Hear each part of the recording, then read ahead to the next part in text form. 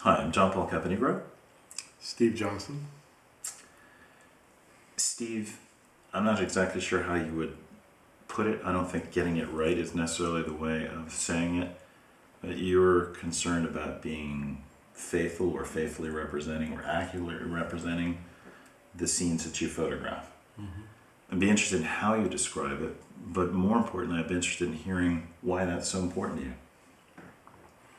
Well, there's something about photography for me that I think becomes a bit of a sacred act.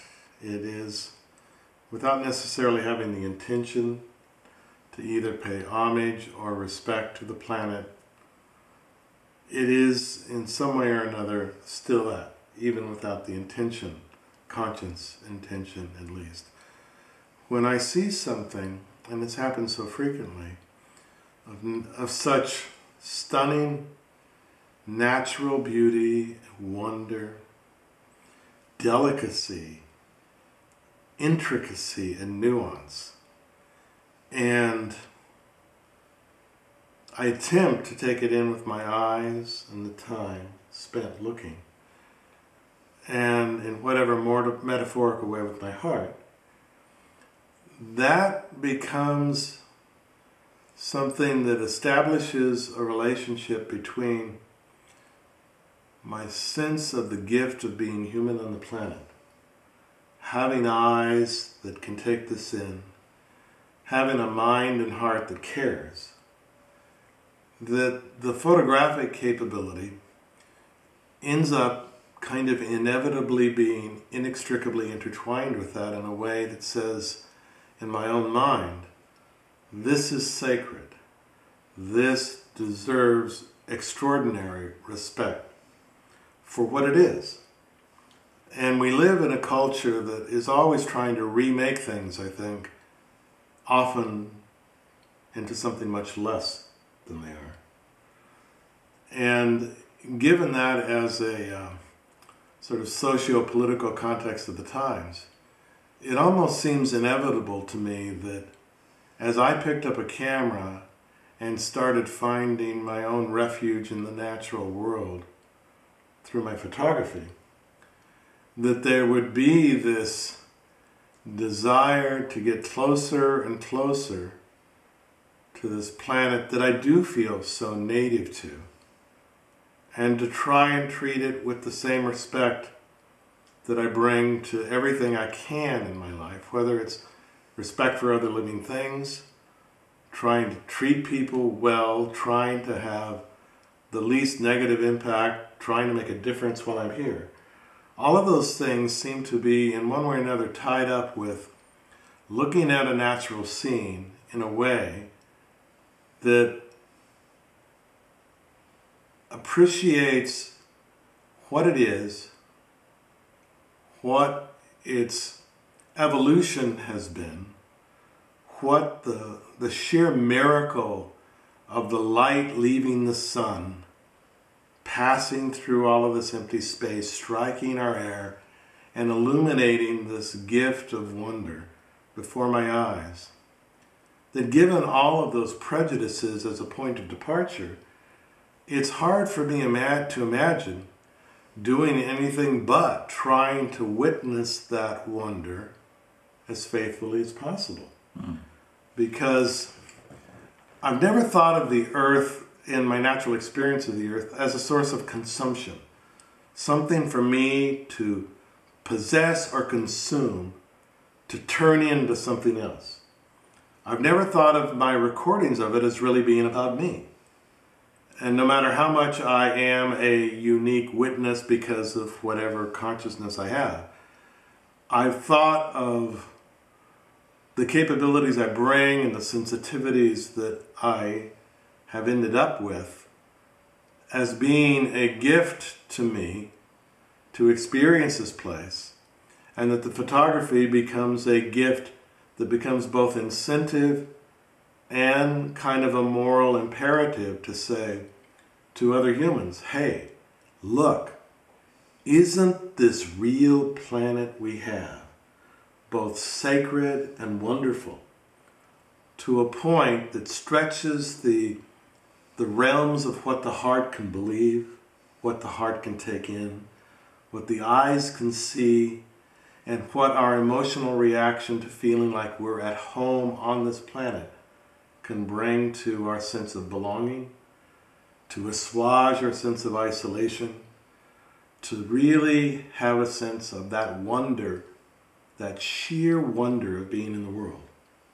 And given that, and all of that I've just mentioned, it seems almost unimaginable to me to not do my utmost to try and record that scene with as much veracity as my talents, skills, and the technology I can bring to bear can do. And I think back to where photography came from, of that insatiable desire to hold human experience in some way, that led so many passionate people over so many decades to will it into existence, and why it became so wildly popular for so long, because it was that evidence of what was there. That combined with this overriding belief that that is still the fundamental reason that people love photography, is because it is a record of what was there. Doesn't mean it can't be all sorts of other things, but I still think that's the fundamental reason people love photography. And so if I have this opportunity in my own love affair with the planet to hold something that I deem precious and to share it with a real attention to the detail of showing people the incredible delicacy and nuance that I referred to earlier, the intricacy of the real world planet, in real world light, not just the romance of dawn or dusk. It seems to me there is an opportunity and an obligation tied up with that, that says if I'm going to work for conservation, if I'm going to work for the preservation of wild places, if I'm going to care about the destiny that this natural world has, I have an opportunity in my career to show it for the real, literal wonder that it is, in a way that just seems to override any desire I might have ever had to change it into something else. And I have real world experiences with that. My work at Mono Lake in the late 70s and early 80s was about falling in love with the place. But then, very shortly after that love affair began, I understood the place was in jeopardy. And my reaction was not to take romanticized or melodramatic versions of this place, but to try and make a genuine, heartfelt, true case for what it was, and that being sufficient reason for it continuing to be. And that, I think, is the most eloquent call we as photographers can ever make for the preservation of wilderness.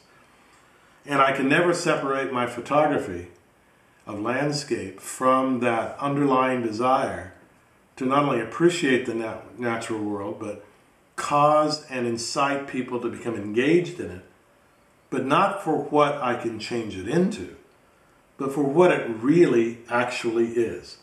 And of course I realize it's a two-dimensional light-based replication of what my experience was there. But we all sort of understand that photography is about light. It's not the real thing.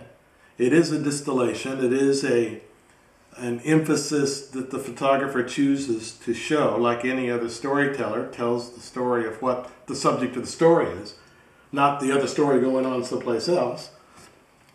And so in that sense, over the years, as I've thought about it, especially with the whole Photoshop and retouching and making the image into something else world that is often done with sleight of hand rather than obvious desire to create, which is why I feel so comfortable about your work, because it's an obvious desire to create something new with no pretense that it was actually there.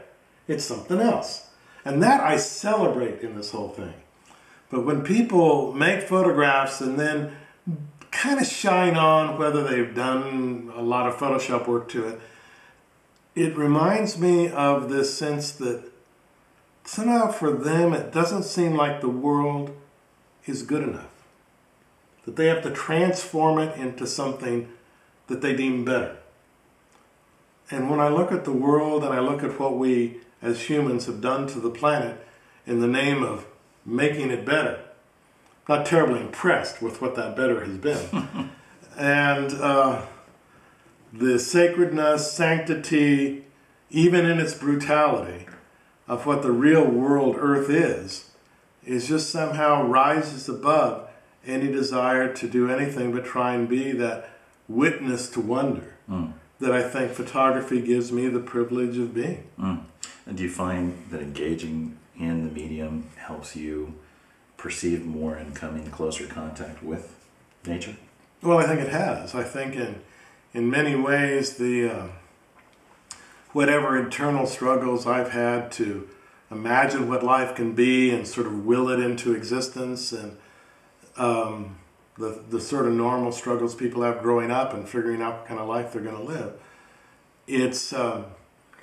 It became early on a way of focusing my attention on that love affair with being alive and breathing in the natural earth world. And I realize that's sort of almost a redundant set of words, but it has a resonance to think of it in that way. Well, and it's nice to remind ourselves that we are a part of that, because so we often are. we find ourselves or see other people feeling separate from or different than, when in reality we're part of a much larger whole. Well, I think that's true, and I think part of that disconnect comes from not understanding what's there.